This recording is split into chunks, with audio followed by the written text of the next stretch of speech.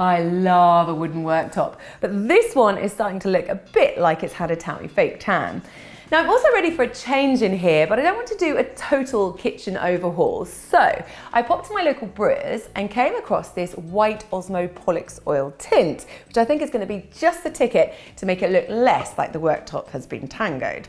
Now, first of all, I need to sand the surface away. It's a little bit like removing my makeup at night. Start with up to 80 grit sandpaper and work your way through the whole of the worktop. Clear away any dust and then move on to a finer sandpaper. Finish the sanding with a 120 grit. You then need to thoroughly remove any dust. It's worth even using a vacuum for this, followed by a wipe with a lint-free cloth. You might then want to fill any dents or holes with wood filler. Now I'm pretty much down to the bare wood, I can start to apply the white tint. Now I did do a test patch before I decided to use this, and that's really worth doing so you can be sure you're going to be happy with how it will look.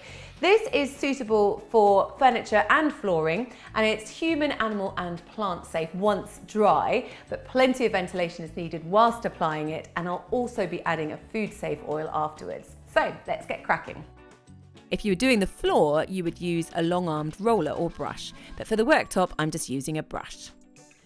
This is hard-wearing and extremely tough stuff for interior wooden surfaces. It's scratch and scuff resistant and protects against spills, which we have a lot of in this house. Once you've applied one coat, wipe away any excess residue with a lint-free cloth and leave to dry for 8 to 10 hours.